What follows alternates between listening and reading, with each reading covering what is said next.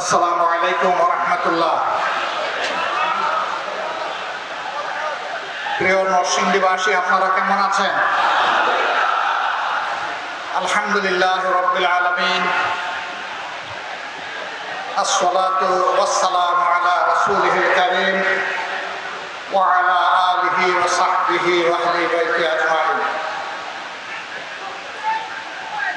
বাংলাদেশ জামাত ইসলামী ঐতিহ্যবাহী নরসিংদী জেলা শাখা কর্তৃক আয়োজিত আজকের এই বিশাল জনসভার সম্মানিত সভাপতি, সম্মানিত জেলা আমির জনাব মৌলানা মুসলিউদ্দিন, বাংলাদেশ জামাত ইসলামীর কেন্দ্রীয় নেতৃবৃন্দ,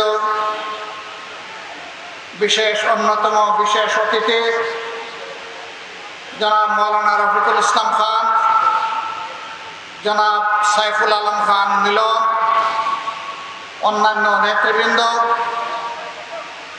বন্ধু সংগঠনের নেতা এবং কর্মীবৃন্দ,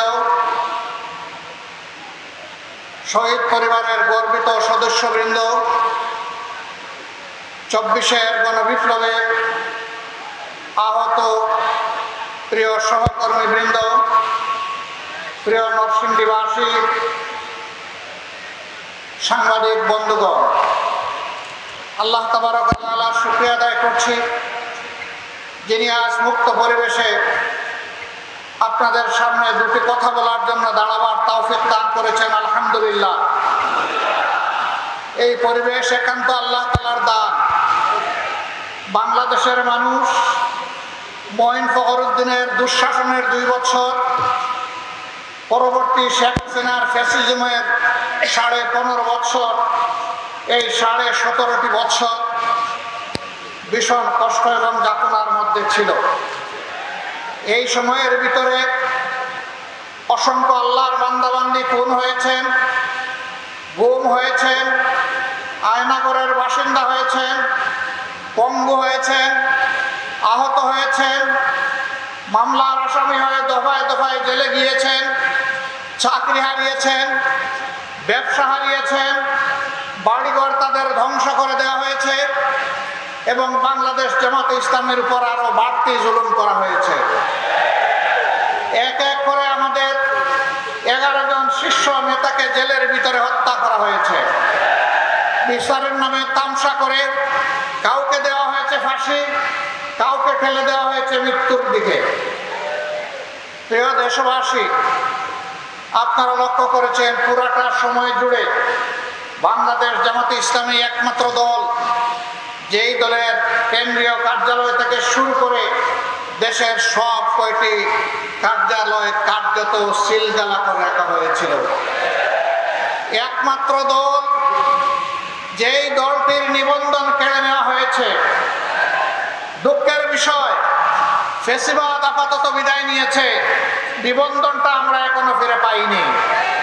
এখনো সেই নিবন্ধন ফিরে পাওয়ার জন্য আমাদেরকে আদালতে লড়াই করতে হচ্ছে। এটি বাংলাদেশের জন্য লজ্জার বিষয়। যাদেরকে দেশপ্রেমের কারণে, যাদেরকে অন্যায়ের কাছে, ফ্যাসিবাদের কাছে মাথা মতন না করার কারণে যাদের নিবন্ধন কেড়ে নেওয়া হলো, তাদের নিবন্ধনটা পরিবর্তনের সাথে সাথেই তাদের হাতে ফেরত দেওয়া উচিত ছিল। আমরা সরকারের কাছে দাবি জানাচ্ছি, অবিলম্বে আমাদের পাওনা আমাদের কাছে ফেরত দিন, আমাদের প্রতীক সহ ফেরত দিন। আমাদের উপরে জুলুম করা হয়েছে, এই জুলুমের অবসান হোক। সম্মানিত ভাইয়েরা, মিথ্যা মামলায় যত নেতৃবৃন্দকে আটক করা হয়েছিল, একে একে সকলেই মুক্তি পেয়েছেন, কিন্তু আমাদের কলিজার টুকরা বাংলাদেশ জামাতে ইসলামের তৎকালীন ভারপ্রাপ্ত সেক্রেটারি জেনারেল জনাব ATM আজহারুল ইসলাম এখনো মুক্তি পাননি। কেন তিনি মুক্তি পাননি? জনতার দাবি, তাকে এখনই মুক্তি দিতে হবে। তিনি মজলুমদের প্রতীক। এক এক করে আমাদের সমস্ত শ্রেষ্ঠ নেতৃবৃন্দকে তারা খুন করেছে, আল্লাহ তাআলা তার একজন বান্দাকে জীবিত রেখেছেন। সম্মানের সাথে অবিলম্বে আমাদের বুকে তাকে ফিরিয়ে দিন। যদি গড়িমসি করা হয়, বাংলাদেশ জামাতে ইসলামী জনসম্পৃক্ত ন্যায্য দাবি সহ জনাব আজহারুল ইসলামের মুক্তির দাবিতে মাঠে নামতে বাধ্য হবে।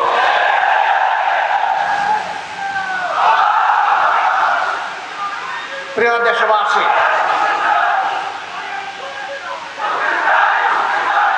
এ মাসটি হচ্ছে ভাষা আন্দোলনের মাস।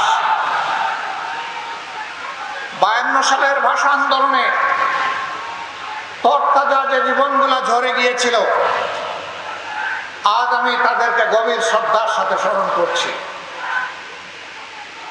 আল্লাহ তাআলা তাদেরকে শহীদ হিসাবে কবুল করুন।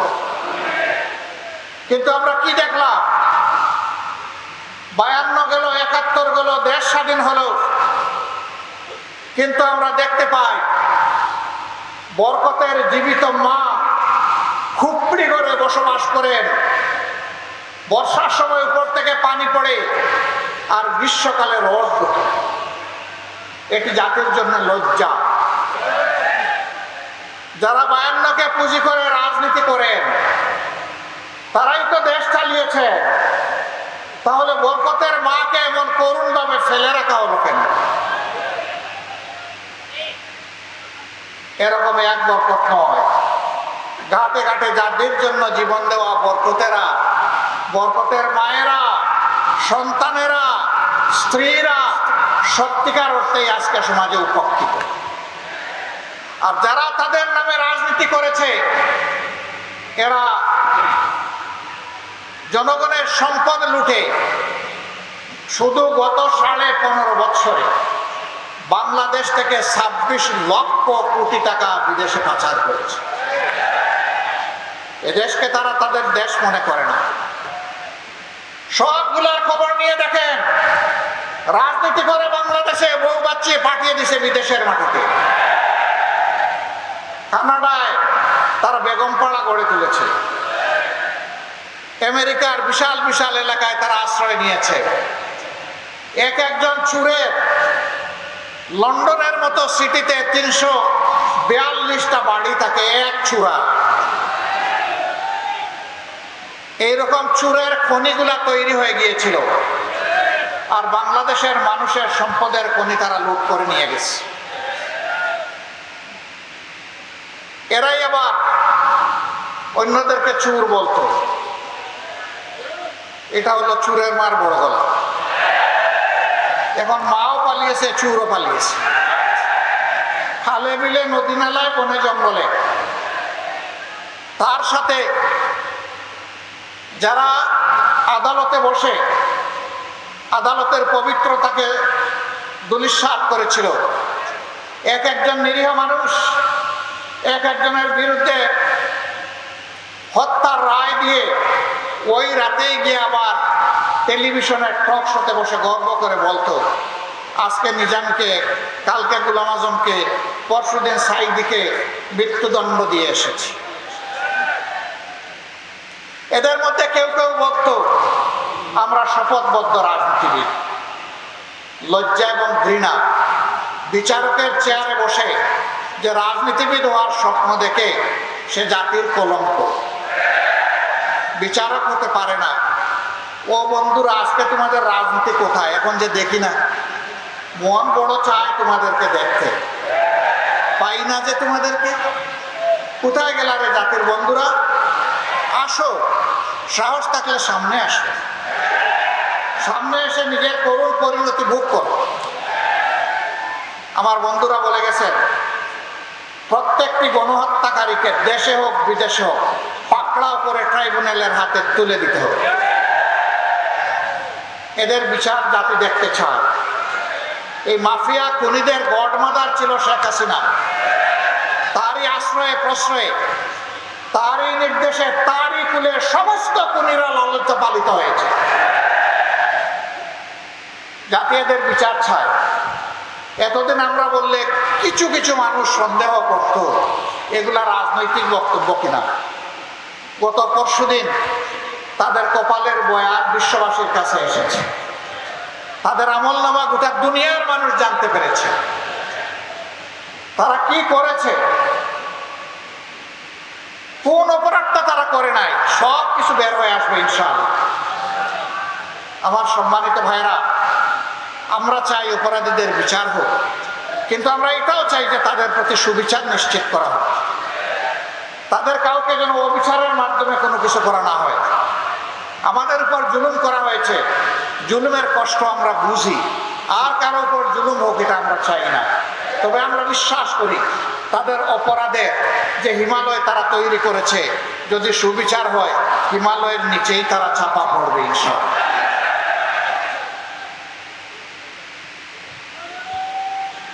দেশের সম্পদ দেশের ভিতরে থাকুক বিদেশে থাকুক, জাল ফেলে এগুলা দেশে ফিরাই আনতে হবে, সরকারের কোষাগারে জমা দিতে হবে। বৈষম্যহীন ভাবে বাংলাদেশের উন্নয়নে এগুলাকে কাজে লাগাতে হবে। কেন বৈষম্যহীন বললাম? এর আগে যার বাড়ি যেখানে হোক না রোডের বদলে বাস, কিন্তু উন্নয়ন সব সেখানে। এই নরসিংদী জেলা 25 লক্ষ মানুষের জেলা, কার্যত এটি একটা ইন্ডাস্ট্রিয়াল টাউন, সারা জেলাটাই একটা ইন্ডাস্ট্রিয়াল পার্ক। এখানে লক্ষ লক্ষ মানুষ শ্রম বিনিয়োগ করে উপার্জন করে, তারা চুরি ডাকাতি করেন না। এই মানুষগুলো অসুস্থ হলে, আহত হলে তাদের চিকিৎসার জন্য উপযুক্ত কোনো ব্যবস্থা নরসিংদীতে নেই। ঢাকা মহানগরীতে 4-5টা মেডিকেল কলেজ গড়া যায়, নরসিংদীতে একটা মেডিকেল কলেজ হতে পারে না। তাহলে এই মানুষগুলোকে হাঁসফাঁস করে ঢাকার দিকে দৌড়াতে হতো না। অনেক সময় ক্রিটিক্যালি ইনজিওর্ড অনেক মানুষ ঢাকায় যাওয়ার পথেই মৃত্যুবরণ করে, চিকিৎসাটাও তার কপালে জুটে না। আপনারা কি নরসিংদীবাসী একটা মেডিকেল কলেজ এবং হাসপাতাল আপনারা চান? আপনাদের সাথে আমিও চাই। বর্তমান সরকারকে আমি অনুরোধ করব, মেহেরবানি করে গণবসতির এই বাংলাদেশে আগামী একনেকে উন্নয়ন বাজেটে যদি আর একটা মেডিকেল কলেজ বাংলাদেশে করার আপনারা সিদ্ধান্ত গ্রহণ করেন, এটা যেন নরসিংদীতে হয়। যদি আপনারা না করার চিন্তা করেন, আমি বলবো আপনাদের চিন্তা করা উচিত, এবং পর্যায়ক্রমে এই ধরনের জেলা যেগুলো আছে যেখানে কোনো মেডিকেল কলেজ নেই, সেখানে একটা করে মেডিকেল কলেজ গড়ে তুলুন। আমি এটা বলতে পারবো না 3 উপজেলার যে জেলা সেখান থেকে ইউনিভার্সিটি নিয়ে অন্য জায়গায় দিয়ে দেন। আমি এটা বলতে পারবো না মেডিকেল কলেজ ওখান থেকে সরাই নিয়ে আসেন। আমি বিশ্বাস করি ওইটাও বাংলাদেশের অংশ, ওখানে থাক। না হয় কিছু ডিসপেরিটি হয়েছে, বৈষম্য হয়ে জনগণের টাকা ওখানে সব নিয়ে ডাম্পিং করা হয়েছে। তারপরে আমি ওই এলাকার মানুষকেও সম্মান করি, থাক ওখানে থাক। কিন্তু যারা বঞ্চিত, বঞ্চিতের দিকে যেন এই সরকার প্রথমে নজরটা দেয়। আমরা জানি তাদের মেয়াদ দীর্ঘ নয়, অতি অল্প সময়ে তাদেরকে সব কাজ গুছাতে হবে, খুনিদের বিচার করতে হবে, প্রয়োজনীয় সংস্কার সাধন করতে হবে, তারপরে একটা সুষ্ঠু নির্বাচনও দিতে হবে। এই 3টা দাবি আমার দাবি নয়, এটা জনগণের দাবি। সম্মানিত ভাইয়েরা, কিন্তু যতটুকুই সময় পান কিছু কাজ তো আপনাদেরকে করতেই হচ্ছে, দৈনন্দিন কিছু কাজ আর উন্নয়নের কিছু কাজ। সেই কাজগুলা আপনারা যেন আবার নতুন করে কোনো বেইনসাফি না করেন, ইনসাফের ভিত্তিতে করব। আমাদের সন্তানেরা জীবন দিল, 24-এর গণহত্যায় তাদেরকে দুনিয়া থেকে বিদায় করা হলো, অনেকগুলো লাশের আজ পর্যন্ত কোনো খবর পাওয়া গেল না। আমরা কিভাবে পাবো? এই লাশগুলার খবর নিতে গিয়ে এখন দেখতে পাচ্ছি বাংলাদেশের বিভিন্ন জায়গায়, বিশেষ করে ঢাকার আশুলিয়ায় ট্রাক সারিবদ্ধ, লাশ ছুঁড়ে মারা হয়েছে ট্রাকের উপর, ছিটিয়ে দেওয়া হয়েছে এই লাশগুলার উপর পেট্রোল, ধরিয়ে দেওয়া হয়েছে আগুন, বানিয়ে ফেলা হচ্ছে ছাই। এদের পরিচয় কোথায় পাবো বলেন? 3 এবং 4 তারিখ আগস্ট মাসে এই 2 দিন ইন্টারনেট বন্ধ করে ঢাকা এবং বাংলাদেশের বিভিন্ন জায়গায় যাদেরকে খুন করা হয়েছে সেই লাশগুলা তুলে নিয়ে গুম করে ফেলা হয়েছে। এদের হদিস কে পাবে? আজকে তাই যেখানেই যায় কিছু সন্তান হারানো মা বাপের কান্না শুনতে পায়, স্বামী হারা আমার বোনটির কান্না শুনতে পায়, বাপ হারা সন্তানের কান্না শুনতে পায়। তাদের একই কথা, আমাদের আপনজনটা কি বেঁচে আছে? যদি বেঁচে থাকে সে কোথায়? আর যদি বেঁচে নাই থাকে তার কবরটা কোথায়? অন্তত কবরটা আমাদেরকে দেখায় দেয়। আমরা তাদের কবরটা দেখে কিছু প্রশান্তি নেই। এই জাতি তো কবরেরও সন্ধান দিতে পারছে না, যেহেতু ছাই বানিয়ে ফেলা হয়েছে, যেহেতু গুম করে ফেলা হয়েছে। অসংখ্য লাশ। এই বেদনা অন্তরে নিয়ে দেশবাসী আগামীর দিকে তাকিয়ে আছে। এত রক্ত, এত জীবন, এত পঙ্গুত্ব, এত ভারী বোঝা, এত দায়িত্ব এই জাতির কাঁধে।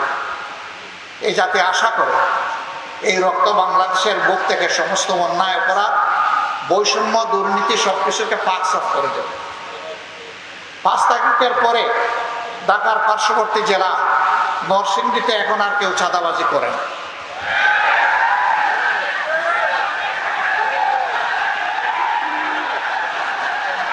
মিল, ফ্যাক্টরি, ইন্ডাস্ট্রির মালিক যারা, তাদের কাছে গিয়ে বলে না শান্তিতে যদি ব্যবসা করতে চান মাসে মাসে এত টাকা দিয়ে তারপরে ব্যবসা করবেন। ছোট একজন পানের দোকানদার হকার, এই বেটা এখানে যদি বসতে চাও, পান বিক্রি করতে চাও, সকালবেলার খাজনা দিয়ে তারপরে বসো। অসহায় মানুষ ভিক্ষার বাটি হাতে নিয়ে বসে, বলে এই ভিক্ষা তো করবা, কোথায় বসেছে জানো? এখানে ভিক্ষা করতে হলে খাজনা দিতে হবে। এই বাজে ঘাটে ঘাটে চাঁদা, জনে জনে চাঁদা অতিষ্ঠ। আপনি একটা বাড়ি বানাবেন, দেখবেন যে মানবরূপী দানবরা এসে হাজির হয়ে বলবে, চাচা বড় ভাই বাড়ি বানান, অসুবিধা নাই, আমাদের দিকে তাকাতে হবে। তো উনি বুঝতে পারছে না যে কথাই তো বলছে, তো আবার তাকাবো। বলেছে হ্যাঁ আপনাদেরকে ধরতে পারছি। এই ধরনের দেখা না। তো তাইলে কি ধরনের দেখা? জানেন তো এখানে আমাদের বড় ভাইরা আছে, আমরা তাদের সাথে চলি, আমাদেরও কিছু বিষয় আশয় আছে, খরচপাতি আছে, এটা একটু দেখতে হবে। তিনি বলেন বাবা আমি তো আমার বৈধ জমিতে বৈধ আয়ের সঞ্চয় থেকে আমি বাড়ি তৈরি করছি, অথবা ব্যাংক লোন দিয়ে বাড়ি তৈরি করছি, আপনাকে আমি চাঁদা দেবো কেন? ঠিক আছে, আগামীকাল থেকে টের পাবেন কিভাবে বাড়ি বানান। আপনাদের এলাকায় তো সমস্যা নাই। ও বাবা এগুলো এখানে আসে, সবই আছে। তাহলে আমাদের সন্তানেরা কি এই জন্য জীবন দিয়েছে? দেয় নাই। আমরা আল্লাহর নামে শপথ করে বলছি, হে সন্তানেরা, তোমরা যারা জীবন দিয়ে দুনিয়া থেকে বিদায় নিয়েছো, জাতিকে ঋণী করে মুক্তি দিয়েছো, শ্বাস রুদ্ধ করে এই জাতিকে আমরা কথা দিচ্ছি, তোমাদের স্বপ্নের বাংলাদেশ গড়ার পথে আমাদের আপোষহীন লড়াই চলবে।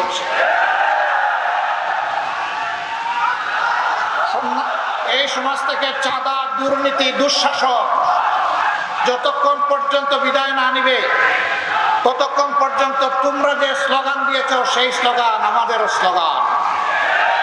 তোমরা স্লোগান দিয়ে জানিয়ে দিয়েছ, এখনো স্লোগান দিচ্ছ, আবু সাইদ মুগ্ধ, শেষ হয়নি যুদ্ধ। আমরাও বলছি হ্যাঁ, তোমাদের স্বপ্নের বাংলাদেশ গড়ে দেওয়া পর্যন্ত তোমাদের সাথে হাতে হাত মিলিয়ে, কাঁধে কাঁধ মিলিয়ে এই লড়াই অব্যাহত থাকবে ইনশাআল্লাহ। এই যুবকদেরকে অভিনন্দন জানাই, তোমরা দুঃসাধ্যকে সাধন করেছ, তোমরা আমাদের জাতীয় বীর। যারা জীবন দিয়েছে আল্লাহর দরবারে দোয়া করি, হে আল্লাহ তুমি তাদেরকে শহীদ হিসাবে কবুল করো, তাদের পরিবারকে তুমি সান্ত্বনা দান করো, আহতদেরকে তুমি সুস্থতার নিয়ামত দান করো, আর তাদের রেখে যাওয়া আমানত আমাদের ঘাড়ের উপর এর দায়িত্ব পালন করার তৌফিক আমাদেরকে দান করো। সম্মানিত ভাইরা, অবশ্যই নির্বাচন হতে হবে বাংলাদেশ, কিন্তু যেন তেন মার্কা নির্বাচন এই জাতি চায় না। নির্বাচনের মতো নির্বাচন চায়, সুষ্ঠু নির্বাচন চায়, যেই নির্বাচনে পেশি শক্তি আর কালো টাকার খেলা চলবে না। এমন একটা নির্বাচন আমরা চাই। নরসিংদীবাসী আপনারাও কি চান? শিওর আপনারা চান? তাহলে বড় লড়াইয়ের জন্য প্রস্তুত থাকুন। এটা সহজে আসবে না, আমরা বুঝতে পারছি। একটা ধাক্কা 24 জুলাই আগস্টে দেওয়া হয়েছে, আর একটা ধাক্কা এই জাতিকে দিতে হবে। তার সত্যিকারের অধিকার প্রতিষ্ঠিত করার জন্য আমাদের ভোটার তালিকা সংশোধন করতে হবে। যারা ভুয়া ভোটার তাদেরকে বাদ দিতে হবে। দুনিয়া থেকে যারা বিদায় নিয়েছেন তাদেরকে চিহ্নিত করে বাদ দিতে হবে। যে সমস্ত লোকেরা ভোটার হয়েছে কিন্তু নাম তালিকাভুক্ত হয় না, এই যুবকদেরকে তালিকাভুক্ত করতে হবে। এই জুলাই আগস্টের আন্দোলন সফল করতে সারা বিশ্ব বাংলাদেশের সাথে হাত মিলিয়ে একাকার ছিল। জেলে আমরা যেমন বাংলাদেশে ছিলাম, এই আন্দোলন করতে গিয়ে বিদেশেও আমাদের ভাইয়েরা জেলে গিয়েছে। তারা একই সাথে আমাদের সাথে যুদ্ধ করেছে, রিমিটেন্স বন্ধ করে স্বৈরাচারী সরকারকে লাল ফ্ল্যাগ দেখিয়েছিল। আমরা তাদেরকেও সেলিউট জানাই। আমরা চাই তাদেরও প্রত্যেকটি প্রবাসী ভাই এবং বোনের এই নির্বাচনে তাদের ভোটাধিকার নিশ্চিত করতে হবে। এরপরে মাঠ প্রশাসনে যারা আছেন, যারা অতীতে দায়িত্বের পরিচয় দিতে পারেন নাই, দায়িত্বহীনতার পরিচয় দিয়েছেন, যাদের হাত থেকে জনগণের কেনা, জনগণের পয়সায় কেনা বুলেট এসে জনগণের বুকে বিঁধেছে, আমরা তাদেরকে আগামী নির্বাচনে কোনো দায়িত্বে দেখতে চাই না। কথা একদম সাফ, এখানে কোনো ধানাই পানাই নেই। তিনি প্রশাসনের যে পর্যায়ে থাকুন না কেন, কিন্তু প্রশাসনের সৎ এবং দেশপ্রেমিক অফিসার যারা আছেন তাদেরকে আমরা কথা দিচ্ছি, তোমাদের দায়িত্ব পালনে তোমাদের হাতে হাত মিলিয়ে দেশবাসী কাজ করবে ইনশাআল্লাহ। প্রিয় দেশবাসী, বাংলাদেশ জামাতে ইসলামের বিরুদ্ধে অনেক অপবাদ রটানো হয়। আমি জিজ্ঞেস করি, বাংলাদেশ জামাতে ইসলামের লোকেরা কি অন্য কোনো দেশ থেকে এখানে এসেছে? এখানেই তাদের জন্ম হয়েছে, আপনাদের সাথে বড় হয়েছে, আপনাদের সাথে বসবাস করে। তাদের চরিত্রের সার্টিফিকেট দেওয়ার জন্য আপনারাই যথেষ্ট। তবে আমি এটা দাবি করছি না যে আমরা নিষ্পাপ, কোনো ভুল করি না। আমরা মানুষ, আমাদের পাপ হইতে পারে, ভুল হইতে পারে। পাপ হলে আল্লাহর কাছে মাপ চাইব, ভুল হলে যার কাছে ভুল হয়েছে তার কাছে ক্ষমা চাই। কোনো বন্ধু যদি আমাদেরকে আমাদের ভুল ধরিয়ে দেন, আমরা তার কাছে কৃতজ্ঞ থাকব। তিনি যদি ইতিবাচকভাবে ধরিয়ে দেন, আমরা বেশি কৃতজ্ঞ হব। তিনি যদি তার ভাষায় নেতিবাচকভাবেও ধরিয়ে দেন, আমাদের আপত্তি নাই, আমরা সহযোগিতা চাই। আমরা একটা বৈষম্যহীন, দুর্নীতিমুক্ত, দুঃশাসনমুক্ত মানবিক বাংলাদেশ গড়তে চাই।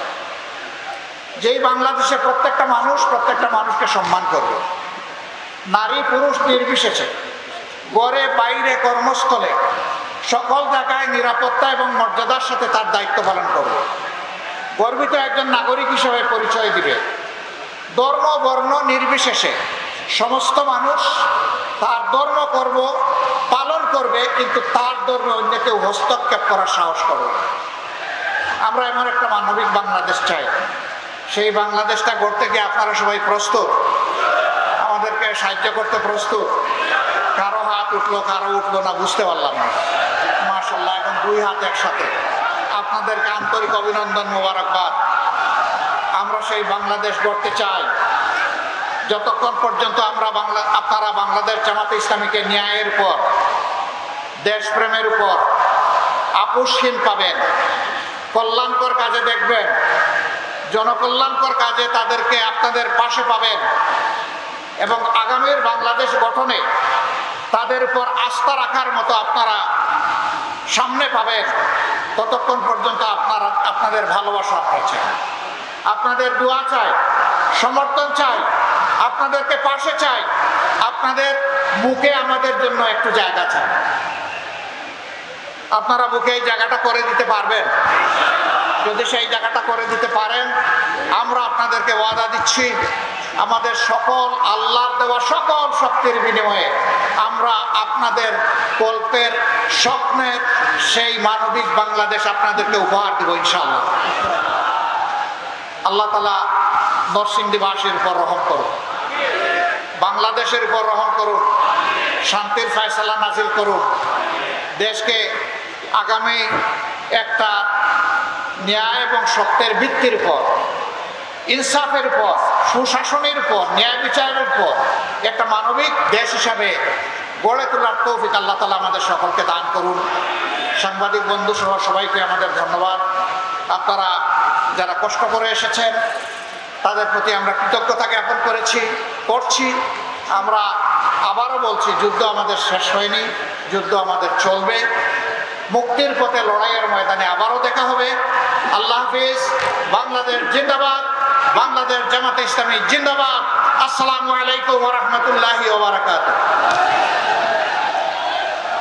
সংগ্রামী বন্ধুগণ, প্রধান অতিথি আমিরে জামাত ডক্টর শফিকুর রহমানের বক্তব্যের মাধ্যমে আমরা অনুধাবন করতে সক্ষম হয়েছি, বৈষম্যহীন রাষ্ট্র থাকলে মানুষের শান্তি আসবে না, ন্যায় প্রতিষ্ঠিত না হলে মানুষের অশান্তি দূর হবে না, দেশে সৎ নেতৃত্ব না থাকলে মানুষের